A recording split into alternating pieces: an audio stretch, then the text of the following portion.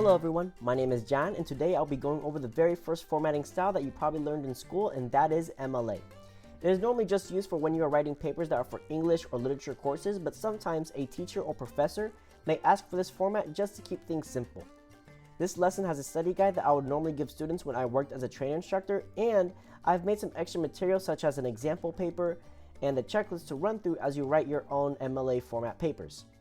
After this lesson, I'm hoping that you'll be able to know the generic formatting structure of MLA, know how to properly do an Intext citation for MLA, and know how to properly do a works cited with the correct information for an MLA paper.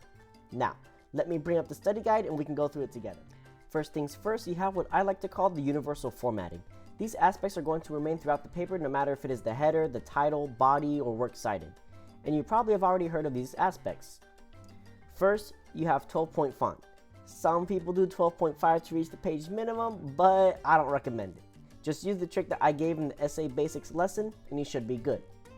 Then you have double spaced, and finally you have 1-inch margins throughout the paper, which honestly tends to be the default setting in most writing programs, so I don't think you need to worry about it too much, but it's there. Now, like any paper that you could be writing, you're going to be taking little snippets of information from other places. You can be quoting them, summarizing what they said, or paraphrasing the information in your own words.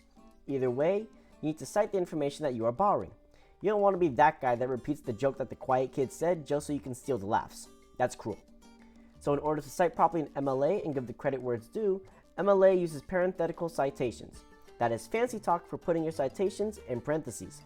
The specific format for this citation is you got the last name and the number of the page followed after it. No commas, no P dot, no number sign, just last name, number, go. That's it. Now, the page where you list all of your sources that you're going to be borrowing from is the very last page. The title of this page is Works Cited, and each source you are listing here is going to be alphabetical, done with hanging indent, and is going to be formatted with the last name of the author first, comma, first name, period. In quotation marks, you're going to have the title of the book or article with the period being inside the quotation marks. Next, you will have the publisher in italics, followed by a comma, which is then followed by the year the writing was published. And if it is a website, another comma, and then followed by a URL. From what I have seen, journals tend to be less common than books or websites, especially if you're comparing lower level college courses to upper level college courses. However, the only thing different about them is the fact that you need to include the journal information.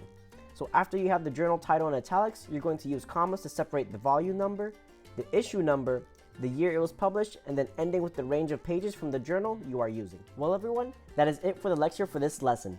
I hope these little tricks that I have found helpful over the years are helpful to you as well. If you'd like to see the study guide, the example paper, a checklist with all the things to look for when using MLA format, or even a virtual tutoring session, just go to my Patreon. If you enjoy the laid-back approach, or if you want another way of presenting information, let me know in the comments below. Best of luck and take care everyone. Sounds right.